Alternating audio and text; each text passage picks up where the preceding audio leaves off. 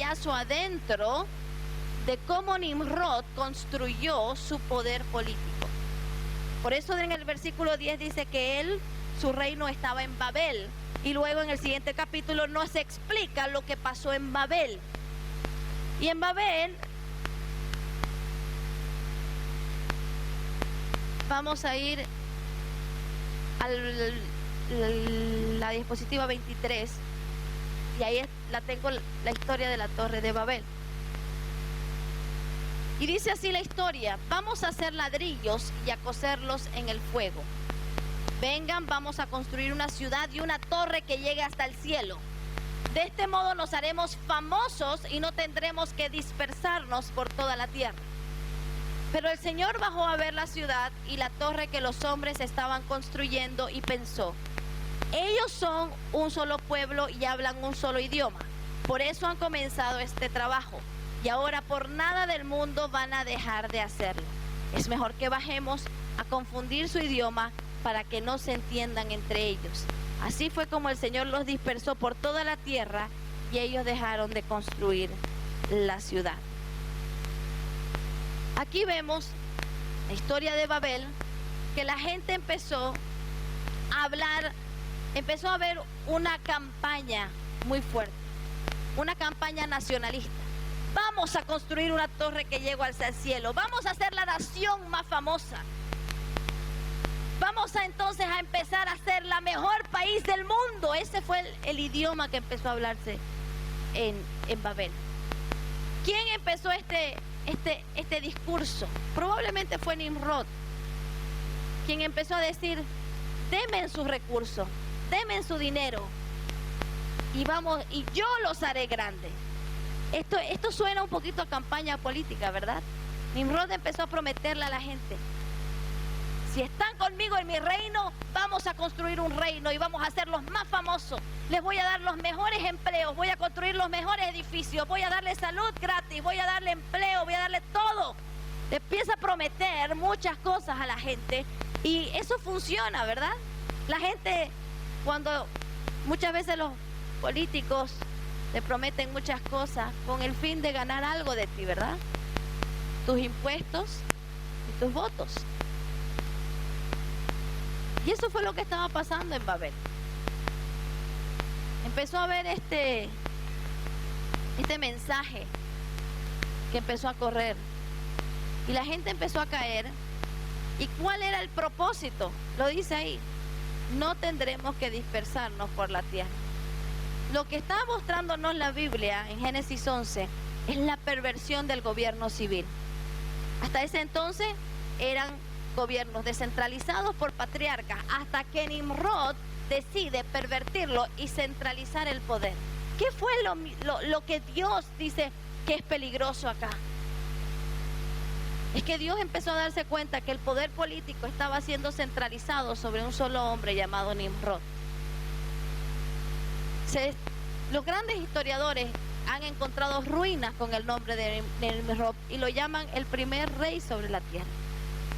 Nimrod fue el primero en constituirse en un rey y construir un reino, y Babel nos da un pantallazo de cómo logró su cometido Nimrod.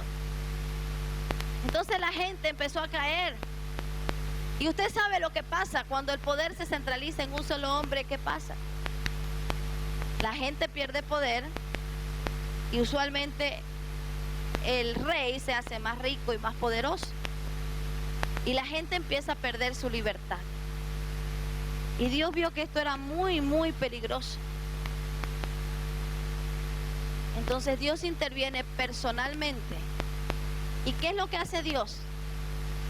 ¿Cuál fue la estrategia de Dios? Descentralizar. A través de los idiomas, a través de las lenguas, Dios descentraliza. Todo lo que Nimrod estaba centralizando, Dios provoca una descentralización. Por eso es lo que Él hace que hablemos diferentes idiomas. Fíjese usted, esta historia es clave para nosotros entender un principio fundamental. Hoy día, ¿qué es lo que previene que no tengamos un gobierno mundial? un poder político mundial. Es que hablamos diferentes idiomas, tenemos diferentes culturas y cada pueblo tiene diferentes formas de solucionar los problemas. Y eso en gran parte es muy bíblico. Y Dios hizo que hablemos diferentes lenguas para protegernos de gente como Nimrod, de gente que quiera acaparar todo un poder político. Porque el sistema bíblico de gobierno, cuando entremos a gobierno vamos a verlo muy de cerca, es un sistema descentralizado. Por eso la historia de Babel está ahí para enseñarnos algo. Dios no le gusta el centralismo. Dios quiere empoderar a cada familia. Dios quiere empoderar a cada ser humano.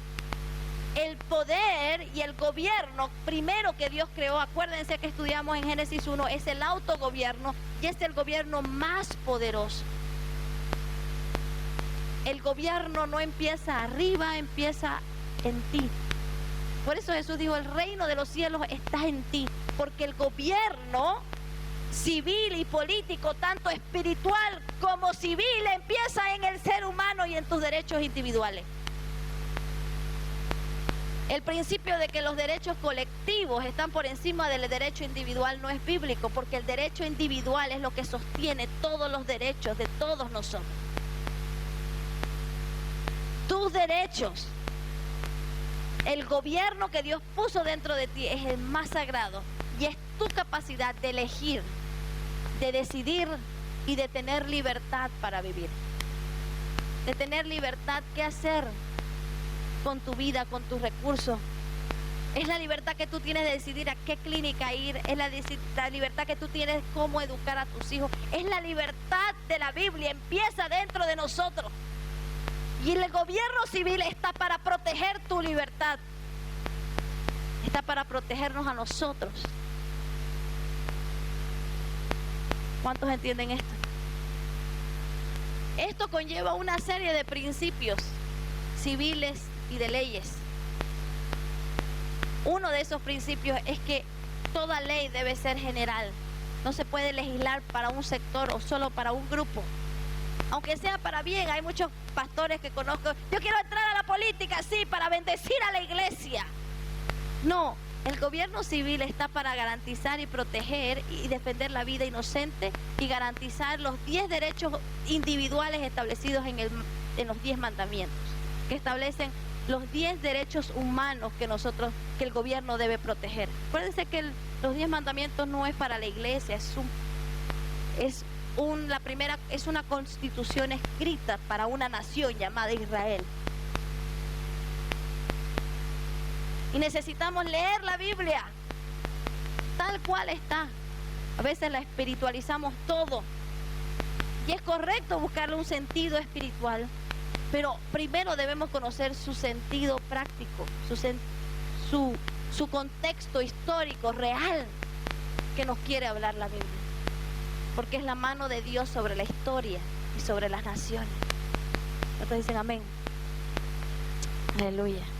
Vamos a darle un aplauso al Señor porque Él nos dio ese gobierno civil, individual.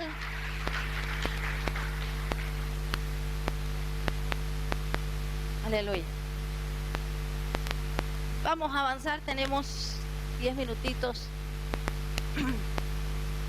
Ahora, ¿qué viene después de Babel? Fíjese usted la importancia de a veces no leer la Biblia con los capítulos y versículos que fueron puestos por el hombre, ¿verdad?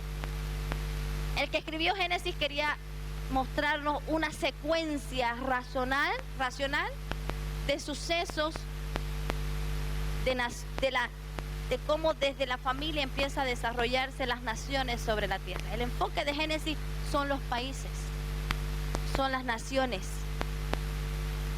el inicio de las naciones. Desde la familia, desde Dios como fuente en adelante. Ahora Dios empieza a decir, con que ustedes quieren, han pervertido las naciones, han pervertido con Babel.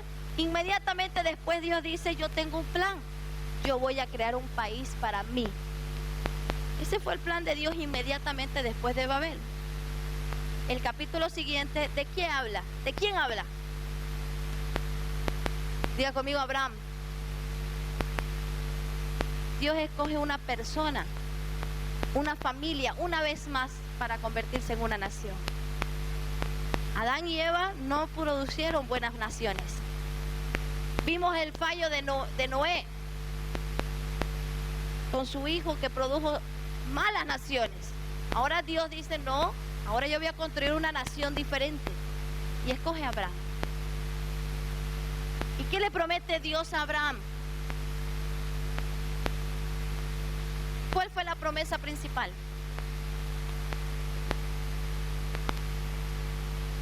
Fíjese que le promete tres cosas.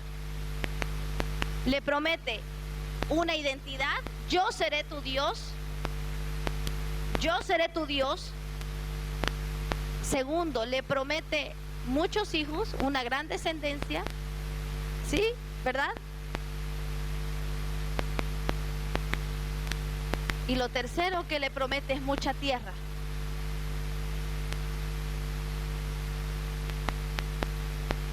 Haré de ti una gran nación, te bendeciré y te haré famoso. Fíjese que la misma palabra te haré famoso es la misma palabra que Nimrod le decía a Babel: haremos famoso. Ahora Dios dice, no, yo haré una nación y esa nación sí será famosa.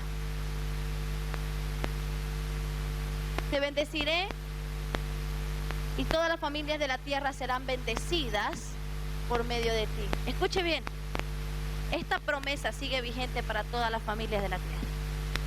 Dios quiere prometer que de tus lomos salgan naciones. Diga, mi familia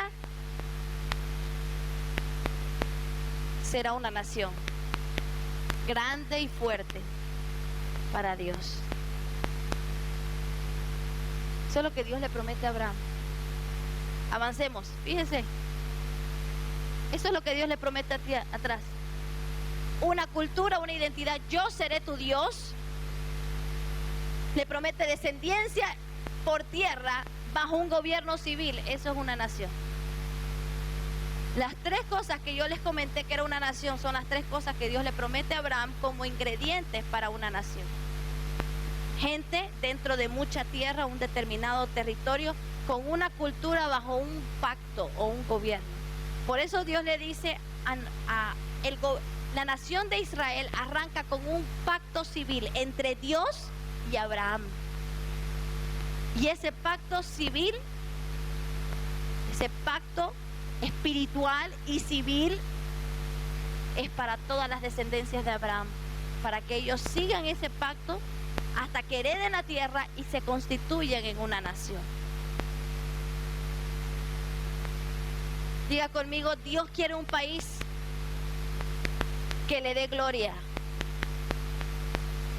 Dios creó Bolivia, ¿cuántos lo creen? ¿Cuántos creen que Dios tenía Bolivia en su mente desde antes de la fundación del mundo? ¿Cuántos creen que Dios quiere la gloria de Bolivia? ¿Sabe qué es lo que Dios quiere con Bolivia? Que las naciones de Latinoamérica vengan a Bolivia y digan, ¿qué pasó en Bolivia? ¿Qué hicieron en Bolivia? ¿Por qué son una nación tan próspera? ¿Por qué han logrado ser una nación justa? ¿Cómo han logrado salir de tanta pobreza? ¿Cómo lograron bajar todos los índices de violencia, de delincuencia? ¿Cómo se convirtieron en una nación tan próspera y poderosa? Y usted le va a decir algo sencillo: porque el Dios de Bolivia no es el Dios de tu nación. Porque el Dios de Bolivia no es el Dios de tu país. No nos engañemos, el Dios de la nación como Bolivia en este momento no es Jehová. ¿Es tu Dios? Sí, pero nosotros estamos como Daniel en cautiverio, porque todos los principios, los fundamentos, el pacto civil llamado Constitución Política del Estado no está de acuerdo a la Biblia ni a las leyes de Dios. ¿Y cómo podemos pedir la bendición de Dios sobre una nación que nació torcida, que fue supuestamente refundada bajo principios no bíblicos? ¿Dios puede prosperarte a ti en medio de esta nación? Sí. Pero nuestra misión como iglesia es fundar una nación santa y poderosa para Dios. Den un aplauso al Señor.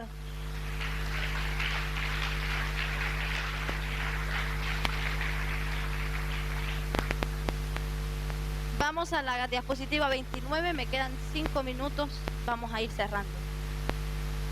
Miren lo que dice Deuteronomio 4 del 5 al 9. Para mí este es el síntesis de todo el Antiguo Testamento. Muchos historiadores, pensadores, si tuviera que preguntarle cuál es el versículo clave de todo el Antiguo Testamento, van a decir que es este de acá. Yo les he enseñado, este es Moisés hablándole a los hijos de Israel. Cuando digo los hijos, son los hijos de los que ya murieron en el desierto. Yo les he ordenado, yo les he enseñado las leyes y los decretos que el Señor mi Dios me ordenó para que lo pongan en práctica en el país que van a ocupar. Importante, leyes y decretos civiles que Dios ordenó para ponerlo en práctica en la nación que Él quiere formar. ¿Cuántos entienden eso? Amén.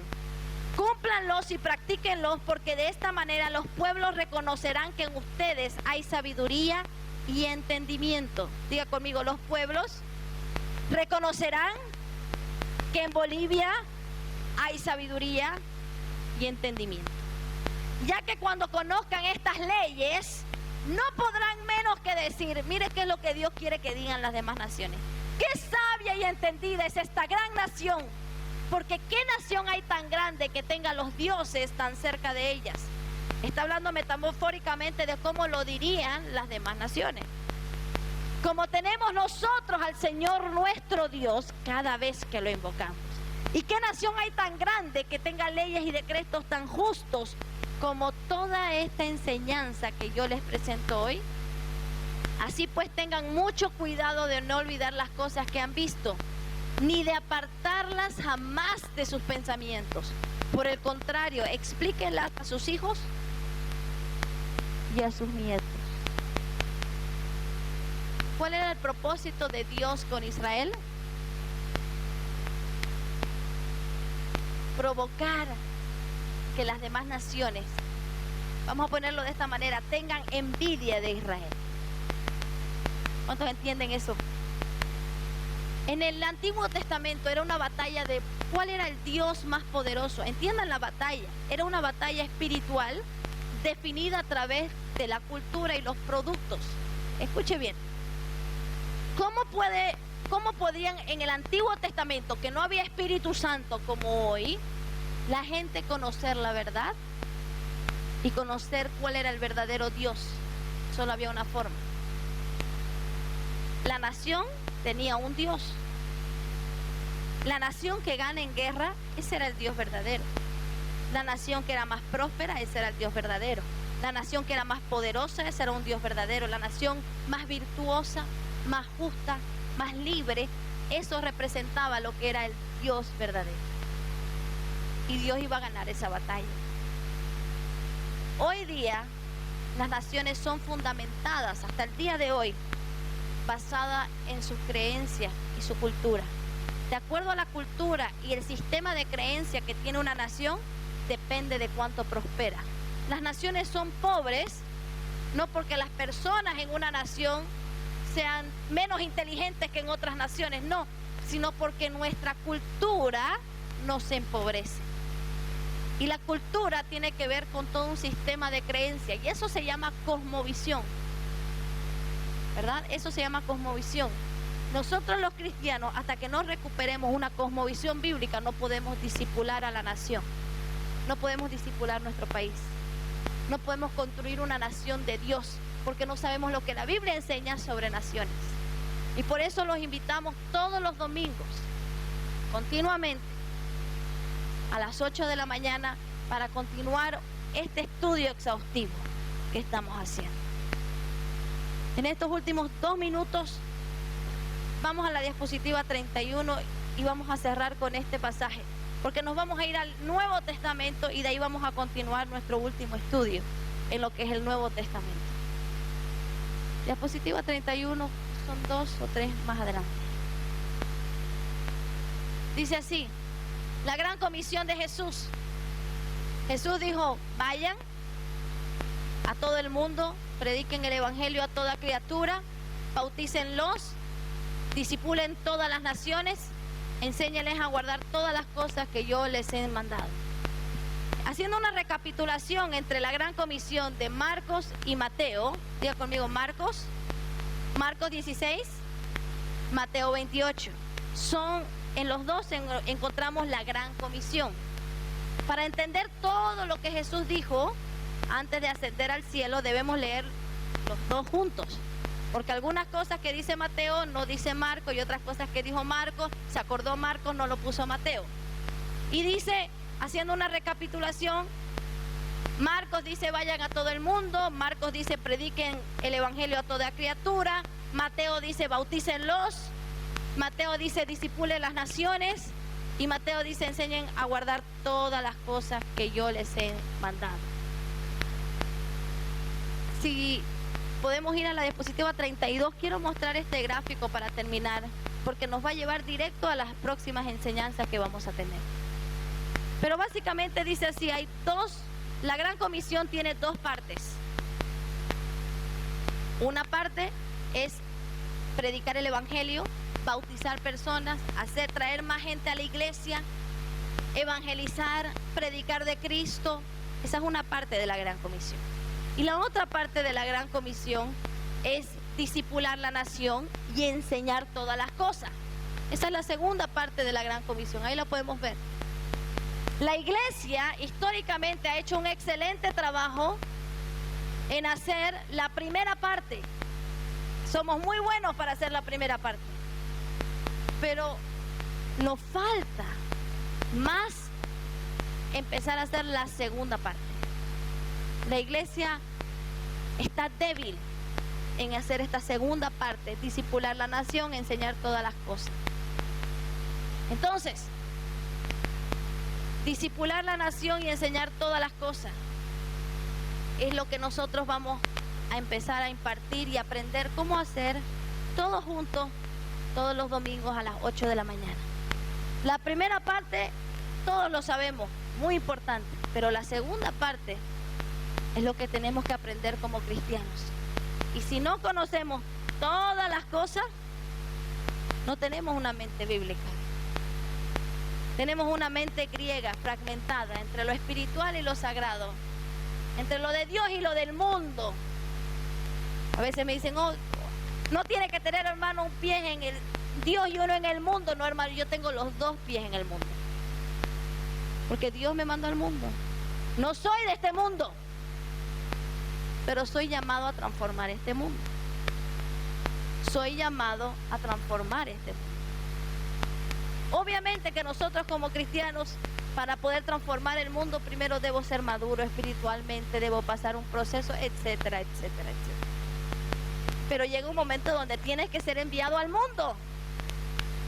Llega un momento donde la misión de toda iglesia debe ser enviar. Y llega un momento donde tenemos que enviar, y queremos enviar a todos ustedes entrenados y capacitados para hacer una diferencia por nuestra nación y por nuestro país.